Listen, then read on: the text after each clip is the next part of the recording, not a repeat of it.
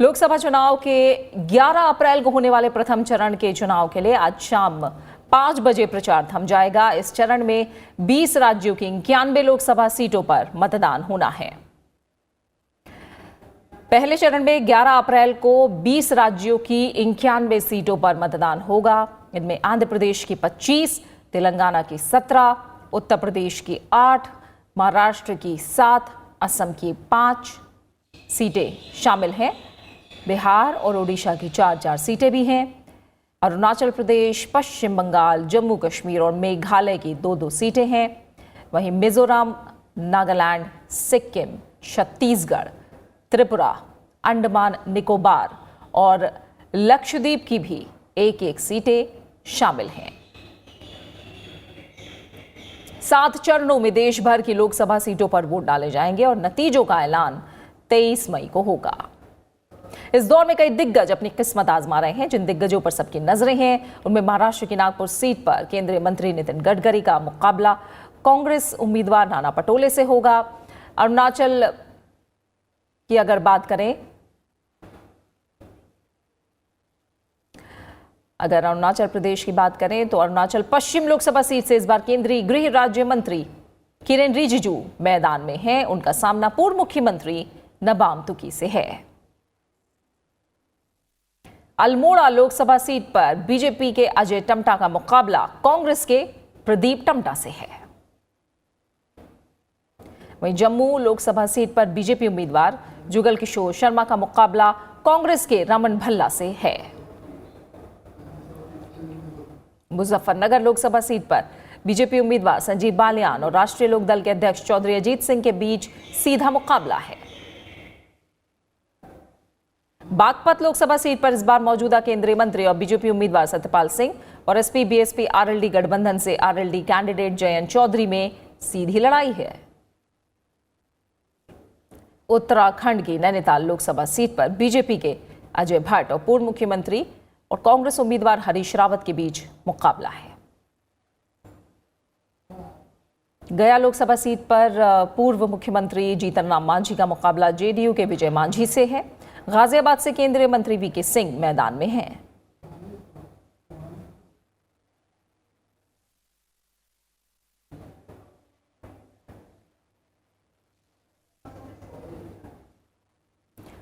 और आज पहले चरण को लेकर चुनाव प्रचार थम जाएगा। आज इसका आखिरी दिन है। तमाम संवाददाता इस समय ज्यादा जानकारी के साथ हमारे साथ जुड़े हैं। पंचानन मिश्रा हमारे साथ जुड़े हैं बीजेपी मुख्यालय से, जबकि विशाल दहिया कांग्रेस मुख्यालय से हमारे साथ मौजूद हैं। वहीं नागपुर में मौजूद है हमारे संवाददाता रवीन सिंह शोरान। पंचानन, अगर पहले आपका रुख करूं तो अब लोकसभा चुनाव की असली परीक्षा एक तरह से शुरू होने वाली है। पहले चरण की वोटिंग से पहले मतदाताओं को लुभाने की आज आखिरी कोशिश होगी। कल ही संकल्प पत्र भी जारी हुआ है। बीजेपी के बड़े नेताओं से लेकर कार्यकर्ता किस तरह की तैयारी में है? आज क्या रणनीति रहने वाली है मतदाताओं को लुभाने के लिए?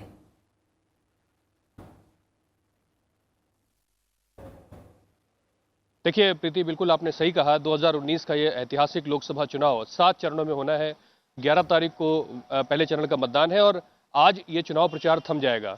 और अब जैसा कि बिल्कुल स्पष्ट हो चुका है, सभी पार्टियों ने अपने अपने संकल्प पत्र, घोषणा पत्र, वायदे के जितने पत्र हैं वो सब जारी कर दिए हैं। और कल ही हमने देखा कि किस तरह से जो अभी मौजूदा केंद्र सरकार में जो बीजेपी और एनडीए का गठबंधन है, तो बीजेपी ने अपना जो संकल्प पत्र यहाँ पर जारी किया। अब ये तय हो गया है कि चुनाव किन मुद्दों पर और किस आधार पर लड़ा जाएगा, क्योंकि ये चुनाव अपने आप में ऐतिहासिक इसलिए है क्योंकि एक प्रयोग यहाँ पर देखा गया कि भारतीय जनता पार्टी जो या उनके जो उसकी अगुवाई में एनडीए का गठबंधन है, उसके विपक्ष में एक पूरा महागठबंधन तैयार होकर चुनाव लड़ रहा है। तो ये एक अपने आप में एक बड़ी चुनौती भी जो सत्तारूढ़ दल है उसके लिए तो है ही, साथ में एक प्रयोग भी है। और इसका एक उदाहरण यहाँ पर उत्तर प्रदेश में भी देखा जा सकता है, क्योंकि पहले चरण जब उत्तर प्रदेश में 7 चरणों में चुनाव होने और जो पहला जो चरण है जहां 8 सीटें हैं, पिछले चुनाव में 2014 में सभी 8 सीटें बीजेपी ने जीती थी और पहला चरण यहीं से शुरू हो रहा है। तो इसका जो प्रयोग है, यानी यहीं से इसकी बानगी दिखनी शुरू हो जाएगी 11 तारीख को जब यहाँ पर वोट होंगे। और नतीजा तो खैर 23 तारीख को आएगा, लेकिन एक जो नया जो विपक्ष का एक दांव कह लीजिए, एक प्रयोग कह लीजिए, वो यहाँ से दिखना शुरू हो जाएगा। और ये चुनौती देश भर के अलग अलग इलाकों में है।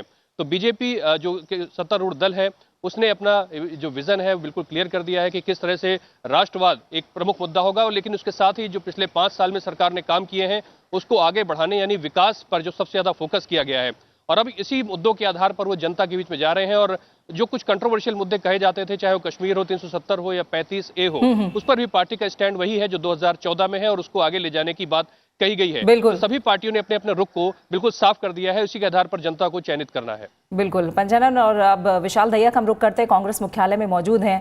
विशाल, पहले चरण के लिए आज प्रचार का आखिरी दिन है और कांग्रेस उम्मीद कर रही है कि न्याय योजना के तहत वो अपना एक तरह से दांव खेल रही है। आज प्रचार के आखिरी दिन पहले चरण के लिए किस तरह से नेता दांव खेलते नजर आएंगे और ये चरण कांग्रेस की सीटों और उसकी साख के हिसाब से कितना अहम है?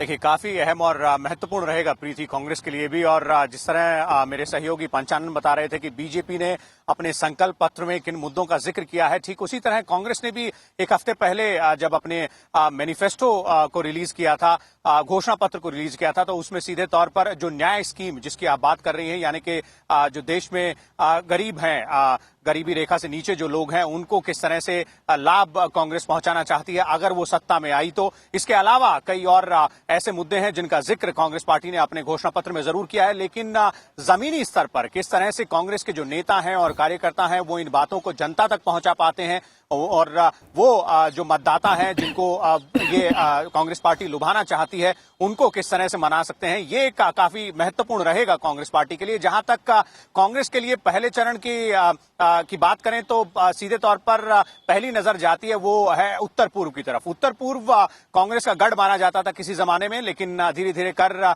लगभग सभी राज्य कांग्रेस के हाथ से छिटकते चले गए हैं वहां। और 25 सीटें यानी कि 25 लोकसभा की सीटें उत्तर पूर्व में है, लेकिन पहले चरण में 14 सीटों पर मतदान हो रहा है। और इन 14 सीटों पर जरूर कांग्रेस चाहेगी कि जिस तरह का दबदबा उसका था, अगर वो दोबारा बरकरार ना हो तो कम से कम जिसे कहा जाए कि थोड़ा सा जो फायदा है कांग्रेस को वो वहां जरूर मिले।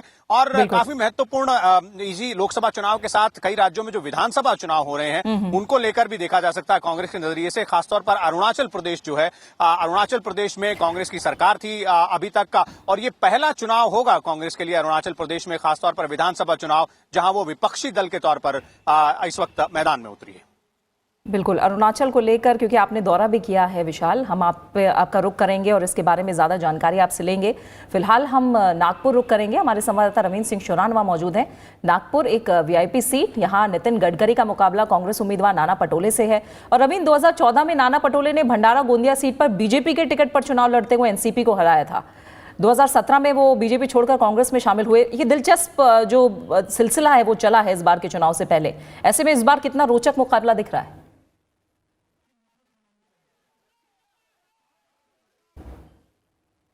जी देखिए, नागपुर जो है ये पूरे विदर्भ का एक सेंटर के तौर पर माना जाता है। पिछले लोकसभा चुनाव में भंडारा गोंदिया सीट पर चुनाव जीतने के बाद नाना पटोले एक जायंट किलर के रूप में उभरे थे, जहां उन्होंने एनसीपी के उम्मीदवार प्रफुल्ल पटेल को हराया था। इस बार वो कांग्रेस पार्टी में आ गए हैं। लोकसभा का चुनाव बीजेपी से जीते थे, उसके बाद कांग्रेस में आ गए हैं। कांग्रेस ने उनको किसान खेत मजदूर जो दल है कांग्रेस पार्टी का जो मोर्चा है उसका अध्यक्ष बना दिया है, उनका कद बढ़ाया है। विदर्भ का जो क्षेत्र है, देखिए किसानों की समस्या के लिए ये लगातार चर्चाओं में रहा है। किसानों ने लंबे समय तक यहाँ पर जो है वो आत्महत्याओं की खबरें हम लोग सुनते रहे हैं। और विदर्भ का जो क्षेत्र है ये करीब 100 बरस से एक अलग तरीके से एक राज्य जो है वो बनाया जाए, इस तरीके की मांग यहाँ पर उठती रही है। तमाम राजनीतिक दल किसानों के मुद्दों को सुलझाने के लिए इस बात मानते रहे हैं कि अगर इसको अलग से एक राज्य का दर्जा दिया जाए तो शायद विदर्भ का विकास हो सकता है। और कॉटन बेल्ट ये बहुत बड़ी हिंदुस्तान की है, इसको उसी तरीके से आगे बढ़ाने की ज़रूरत है। नागपुर में संतरा जो है वो हिंदुस्तान के अलग अलग हिस्सों में बहुत प्रसिद्ध है। यहाँ का मुकाबला नितिन गडकरी, क्योंकि बहुत बड़े नेता हैं, बीजेपी के अध्यक्ष रहे हैं, और वो जिस तरीके से यहाँ चुनाव लड़ रहे हैं वो बाकी जगह से बिल्कुल अलग है। वो इंफ्रास्ट्रक्चर डेवलपमेंट और जो विकास की जो उन्होंने काम किए हैं उनके आधार पर यहाँ पर पूरा चुनाव लड़ा जा रहा है। उनके भाषण में किसी भी दूसरे राजनीतिक दल के खिलाफ कोई तल्ख टिप्पणी नहीं है, वो किसी दल का नाम नहीं ले रहे हैं। और जो विकास कार्य करवाए, देखिए यानी कई मायनों में अलग नजर आ रहा है मुकाबला। मेट्रो का फिलहाल शिलान्यास हुआ था, उसमें आज पहला जो प्रखंड है वो शुरू हो गया है। हाँ, ठीक है, यानी कई मायनों में अलग और दिलचस्प मुकाबला नजर आ रहा है इस बार। और रवीन, फिलहाल हम यहाँ आपका शुक्रिया कहना चाहेंगे। पंचनन, आपका भी बहुत बहुत शुक्रिया फिलहाल हमारे साथ जुड़ने के लिए। विशाल, आप हमारे साथ बने रहिए। अरुणाचल पर खास जानकारी फिलहाल हम आपसे लेंगे। पहले चरण के चुनाव से पहले लोकसभा चुनाव के चौथे चरण में 9 राज्यों के 71 सीटों के लिए आज नामांकन दाखिल करने की आखिरी तारीख है। 10 अप्रैल को नामांकन पत्रों की जांच होगी। 12 अप्रैल तक नाम वापस लिए जा सकते हैं। चौथे चरण का मतदान 29 अप्रैल को होगा। नतीजों का ऐलान 23 मई को होगा। चौथे चरण में महाराष्ट्र में 17 सीटें हैं, राजस्थान और उत्तर प्रदेश में 13-13, मध्य प्रदेश और ओडिशा में 6-6, पश्चिम बंगाल की 8, बिहार की 5, झारखंड की 3, जम्मू कश्मीर की 1 सीट पर मतदान होगा। इस दौर में जिन प्रमुख उम्मीदवारों पर लोगों की नजरें हैं उनमें बिहार के बेगूसराय सीट से केंद्रीय मंत्री गिरिराज सिंह, उत्तर प्रदेश की कन्नौज लोकसभा सीट से डिंपल यादव, कानपुर से पूर्व केंद्रीय मंत्री शिवप्रकाश जायसवाल, पश्चिम बंगाल की आसनसोल सीट से टीएमसी की मुनमुन सिंह और बीजेपी उम्मीदवार बाबुल सुप्रियो शामिल हैं। वहीं आज ओडिशा विधानसभा चुनाव के चौथे चरण के लिए भी नामांकन दाखिल करने की आखिरी तारीख है। इस दौर में 42 विधानसभा सीटों पर 29 अप्रैल को मतदान होगा। नामांकन पत्रों की जांच कल होगी, जबकि नाम वापसी की आखिरी तारीख 12 अप्रैल है। नतीजों का ऐलान 23 मई को होगा। इसके अलावा आंध्र प्रदेश, अरुणाचल प्रदेश, सिक्किम और ओडिशा विधानसभा की 28 विधानसभा सीटों के लिए भी प्रचार आज शाम थम जाएगा। इन राज्यों में भी 11 अप्रैल को मतदान होना है। आंध्र प्रदेश विधानसभा की सभी 175 पर मतदान 11 अप्रैल को होगा। यहां मुख्य मुकाबला चंद्रबाबू नायडू की सत्तारूढ़ टीडीपी, जगन मोहन रेड्डी के वाईएसआर बीजेपी और कांग्रेस के बीच है।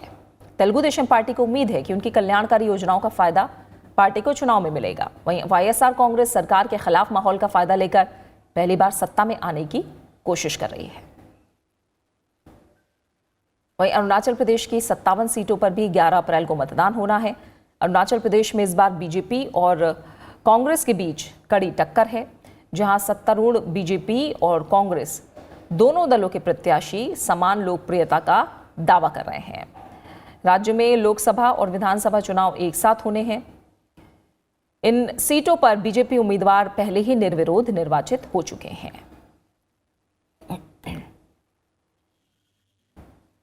वहीं सिक्किम की सभी 32 सीटों पर एक ही चरण में 11 अप्रैल को मतदान होगा। इस वक्त राज्य के मुख्यमंत्री पवन कुमार चामलिंग की अगुवाई में सत्तारूढ़ सिक्किम डेमोक्रेटिक फ्रंट एक बार फिर राज्य में वापसी की कोशिश में लगी हुई है। राज्य के सीएम पवन कुमार चामलिंग 5 बार यहां के मुख्यमंत्री रह चुके हैं और 6ठी बार मैदान में उतर रहे हैं। ओडिशा की 147 में से 28 विधानसभा सीटों के लिए पहले चरण में 11 अप्रैल को मतदान होना है। विधानसभा सीटों के लिए यहां चुनाव में मुख्य मुकाबला सत्तारूढ़ बीजू जनता दल, बीजेपी और कांग्रेस के बीच होगा।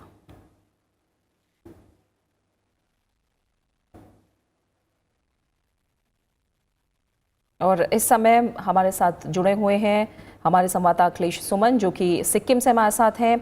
साथ ही हमारे साथ विशाल दहिया भी मौजूद हैं। अखिलेश, अगर पहले आपका रुख करें तो 1979 से क्षेत्रीय दलों का बोलबाला सिक्किम में हमेशा रहा। इस बार भी क्षेत्रीय दल उम्मीद कर रहे हैं कि वो अच्छा प्रदर्शन करेंगे, लेकिन राष्ट्रीय पार्टियां भी अपना पूरा जोर लगा रही हैं। सिक्किम में कैसा मुकाबला आपको दिख रहा है और प्रचार के आखिरी दिन आज क्या माहौल रहने वाला है? निश्चित तौर पे प्रीति, जिस तरीके का माहौल यहाँ है, राजनीतिक माहौल, वैसे में यहाँ की जनता क्षेत्रीय दलों को ही प्राथमिकता देती है। 2 क्षेत्रीय दल हैं महत्वपूर्ण, एक एसडीएफ है सिक्किम डेमोक्रेटिक फ्रंट और दूसरा है सिक्किम क्रांतिकारी मोर्चा, और इन दोनों के बीच कांटे की लड़ाई हो रही है। और जहां तक बीजेपी और कांग्रेस की बात है, बीजेपी और कांग्रेस ने पूरी जगह पे सीटें उम्मीदवारों भी नहीं दिए हैं, और उसके अलावा ये बात है कि संसदीय चुनाव के लिए दोनों जरूर जोर लगा रहे हैं।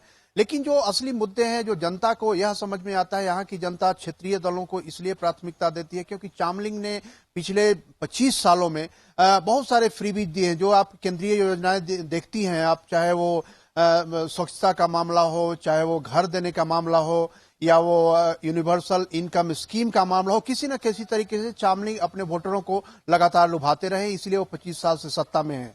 लेकिन जो विपक्ष है, सिक्किम रेवोल्यूशनरी मोर्चा, जो क्रांतिकारी मोर्चा, उनका कहना है कि एक ही व्यक्ति के सत्ता में रहने के कारण यहाँ डेमोक्रेसी किसी न किसी तरीके से प्रभावित हो रही है। वो बोलते हैं डेमोक्रेसी डेफिसिट है, यहाँ एक ही सेट के लोग यहाँ से सत्ता में हैं, इसलिए सरकारी जो योजनाएं हैं, सरकारी योजनाओं का लाभ एक ही सेट के लोगों को मिल रहा है। इसलिए उनका आरोप है कि यहाँ करप्शन बढ़ रहा है, यहाँ बेरोजगारी बढ़ रही है। जहां बताया हूं कि सिक्किम तीसरा ऐसा राज्य है जहां 100% तकरीबन 100% लिटरेसी सबसे ज्यादा केरल में है, उसके बाद मिजोरम में है, तीसरा सिक्किम में है। और ऐसे में लोगों का कहना है कि लोगों को नौकरियां नहीं मिल रही, लोग इस बात का आरोप लगा रहे हैं। यहाँ कई ट्राइबल ग्रुप हैं जिन्होंने एसटी का डिमांड करके रखा है, लेकिन उनको शेड्यूल्ड ट्राइब में नहीं शामिल किया गया, एक बड़ा मुद्दा है। कुछ 2 ट्राइब ऐसे हैं जिनको शेड्यूल्ड ट्राइब का दर्जा मिल चुका है, लेकिन सरकार ने उन्हें नोटिफाई नहीं किया है, उनके लिए रिजर्वेशन की व्यवस्था नहीं है। तो ये सारे मुद्दे हैं जो सिक्किम में बहुत तरह से लोगों को प्रभावित कर रहे हैं। और इसके कारण जो गोलबंदियां हो रही हैं, गोलबंदियां इन्हीं 2 दलों के बीच में हो रही है। हालांकि कांग्रेस और बीजेपी भी लगातार प्रयास कर रही है, लगातार मीटिंगें कर रही है, और यह बहुत अच्छी बात है, क्योंकि राष्ट्रीय दल अगर नहीं रहे तो और ज्यादा मुश्किलें होंगी। लोगों को यह नहीं लगेगा कि विकल्प हमारे पास नहीं है, इसलिए राष्ट्रीय दल भी पूरी कोशिश कर रहे हैं, और यह एक तरीके से बैलेंस करने का काम। जी अखिलेश, आप सिक्किम के जो तमाम समीकरण हैं वो आपने हमें समझाए और जो मुद्दे हैं वो भी सामने रखने की कोशिश की। फिलहाल इसके लिए आपका बहुत बहुत शुक्रिया। एक और उत्तर पूर्वी राज्य अरुणाचल प्रदेश, जहां का दौरा हमारे संवाददाता विशाल दहिया ने किया है। विशाल, अरुणाचल की जमीन पर जाकर आपने जमीनी जो सच्चाई है वो समझने की कोशिश की। 2 लोकसभा सीटें और 60 विधानसभा सीटों पर 11 अप्रैल को वोटिंग भी है। किस तरह का मुकाबला है और कितना अलग इस बार का चुनाव अरुणाचल प्रदेश में नजर आया आपको?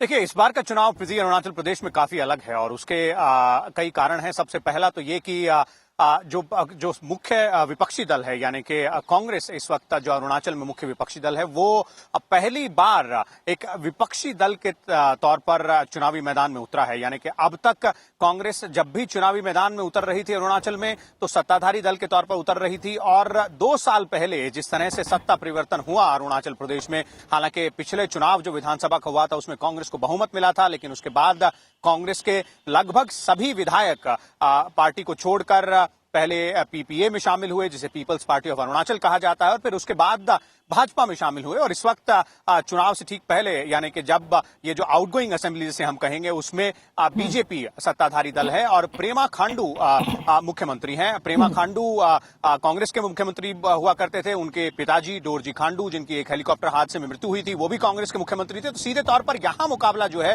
वो कांग्रेस बनाम बीजेपी है। हालांकि एक जो जिसे कहा जाए जो क्षेत्रीय दल है पीपल्स पार्टी ऑफ अरुणाचल, वो भी मौजूद है, कई सीटों पर उसका भी दावा है। लेकिन एक दिलचस्प बात यह है कि कई और क्षेत्रीय दल हैं जो कि इस बार अरुणाचल प्रदेश में अपना जोर आजमा रहे हैं। जैसे कि एनपीपी है, उसने कई इलाकों से अपने उम्मीदवार खड़े किए हैं। उसके अलावा जेडीएस ने अपने उम्मीदवार कई जगहों पर खड़े किए हैं, और कई दिग्गज नेता भी हैं। खासतौर पर कांग्रेस के जो नबाम तुकी हैं, वो न केवल लोकसभा का चुनाव लड़ रहे हैं बल्कि विधानसभा का भी चुनाव लड़ रहे हैं। इसी तरह जो बीजेपी के प्रदेश अध्यक्ष हैं वो अरुणाचल पूर्व से लोकसभा का चुनाव लड़ रहे हैं, और कांग्रेस के प्रदेश अध्यक्ष भी विधानसभा का चुनाव लड़ रहे हैं। तो कई बड़े दिग्गज चेहरे हैं मैदान में, और काफी दिलचस्प मुकाबला इस बार है। बिल्कुल, बहुत बहुत शुक्रिया अरुणाचल के समीकरण और वहां की राजनीति पर प्रकाश डालने के लिए। फिलहाल बहुत बहुत शुक्रिया आपका विशाल दहिया हमारे साथ जुड़ने के लिए। अब रुख ओडिशा का करते हैं, जहां सत्तारूढ़ बीजू जनता दल ने अपना घोषणा पत्र जारी कर दिया है। राज्य के मुख्यमंत्री नवीन पटनायक ने इसे जारी किया। इस मौके पर उन्होंने कहा कि उनकी पार्टी अगर सत्ता में आती है तो मिशन शक्ति के तहत स्वयं सहायता समूहों को हर साल 5,000 करोड़ रुपए के सरकारी काम देगी। नवीन पटनायक ने स्वयं सहायता समूहों के प्रत्येक सदस्य और सभी SHG को 5 लाख रुपए तक के शून्य ब्याज पर ऋण के लिए आकस्मिक बीमा सुविधा प्रदान करने का आश्वासन दिया। बीजेडी अध्यक्ष ने यह भी घोषणा की कि अगर राज्य में सरकार बनती है तो प्रत्येक महिला के लिए 7 लाख रुपए की सालाना स्वास्थ्य कवरेज को बीजू स्वास्थ्य कल्याण योजना के तहत बढ़ाकर 10 लाख रुपए करेगी। नवीन पटनायक ने KG से PG मेडिकल इंजीनियरिंग पाठ्यक्रमों की सभी लड़कियों को मुफ्त शिक्षा देने का भी वादा किया। इसके अलावा उन्होंने प्रत्येक गरीब लड़की के लिए 25,000 रुपए की सहायता का वादा भी किया है। लोकसभा चुनाव के लिए आज चुनाव प्रचार का पहले चरण के लिए चुनाव प्रचार का आज आखिरी दिन है। 11 अप्रैल को मतदाता पोलिंग बूथ पर जाकर अपने अपने क्षेत्र के प्रतिनिधियों को चुनेंगे। चुनाव प्रचार के आखिरी दिन तमाम पार्टियां कई जगहों पर रैलियां करने वाली हैं। प्रधानमंत्री नरेंद्र मोदी आज 3 राज्यों महाराष्ट्र, कर्नाटक, तमिलनाडु के चुनाव प्रचार करते नजर आएंगे। प्रधानमंत्री नरेंद्र मोदी और शिवसेना प्रमुख उद्धव ठाकरे महाराष्ट्र के लातूर में साझा रैली करेंगे। प्रधानमंत्री और उद्धव ठाकरे लातूर और उस्मानाबाद से गठबंधन के उम्मीदवारों के समर्थन में लातूर के औसा में एक जनसभा को संबोधित करेंगे। इन जिलों में मतदान 18 अप्रैल को होगा। बीजेपी और शिवसेना ने महाराष्ट्र में 25 और 23 सीटों पर चुनाव लड़ रही हैं। राज्य में 48 लोकसभा सीटें हैं। इसके बाद प्रधानमंत्री कर्नाटक के चित्रदुर्ग और मैसूरू में रैलियों को संबोधित करेंगे। प्रधानमंत्री तमिलनाडु के कोयम्बटूर में भी रैली करेंगे।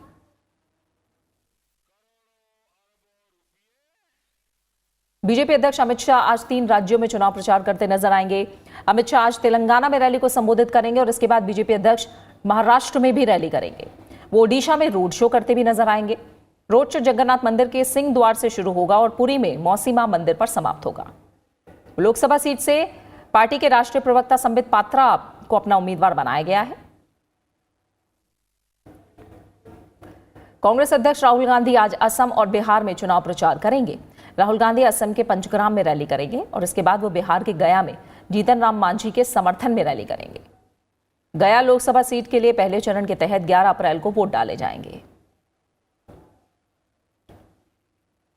कांग्रेस महासचिव प्रियंका गांधी आज पश्चिमी उत्तर प्रदेश के सहारनपुर में रोड शो करेंगी।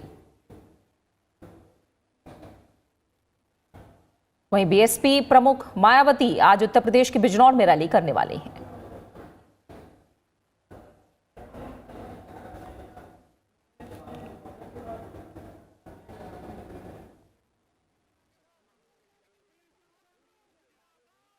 और इस समय कृति मिश्रा हमारी संवाददाता निजामाबाद से हमारे साथ जुड़ी हुई हैं। कृति, अगर साउथ की बात करें और तेलंगाना लोकसभा चुनाव के साथ साथ आंध्र प्रदेश में विधानसभा और लोकसभा चुनाव दोनों एक साथ हैं, इसकी बात करें तो जाहिर तौर पर जो क्षेत्रीय पार्टियां हैं वो ये चाहती हैं कि वो किंग मेकर की भूमिका में आए और राष्ट्रीय पार्टियां चाहती हैं कि वो अपना प्रदर्शन बेहतर करें। इस बार समझाइए, चुनावी सरगर्मियां किस तरह की दिख रही हैं?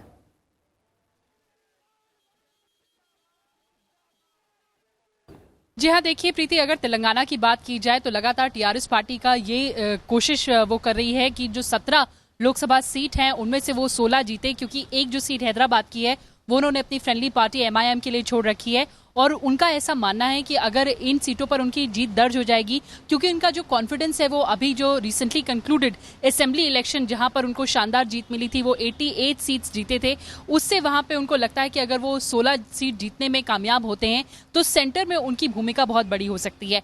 उसी के दूसरी ओर अगर हम आंध्र प्रदेश की बात करें तो आंध्र प्रदेश में भी जो 2 रीजनल पार्टीज हैं, चाहे वो टीडीपी हो चाहे वाईएसआरसीपी हो, वहां पर असेंबली और लोकसभा चुनाव दोनों एक साथ है और वहां पे भी दोनों ही दलों की ये कोशिश है कि ज्यादा से ज्यादा वो लोकसभा सीट जीतें ताकि जो सेंटर है वहां पर वो बड़ी भूमिका निभा सकें। इसीलिए लगातार पार्टियां कोशिश कर रही हैं कि जो उनका मैनिफेस्टो है, जो उनके वादे हैं, वो जनता तक जाएं और वो वोटरों को लुभाने में कामयाब रहें, ताकि सेंटर में, जैसा कि टीआरएस पार्टी का मानना है, एक फेडरल फ्रंट बने और वहीं टीडीपी और वाईएसआरसीपी का मानना है कि जो आंध्र प्रदेश को बेटर डील देगी जो भी पार्टी, वो उनके साथ गठबंधन कर सेंटर पर एक मजबूत सरकार बनाएंगे। बिल्कुल, अब तो देखना जो होगा रीजनल पॉलिटिक्स है वो तो जो उम्मीदें यहाँ अलग अलग पार्टियां कर रही हैं, मतदाता आखिर किसकी तरफ जाएंगे।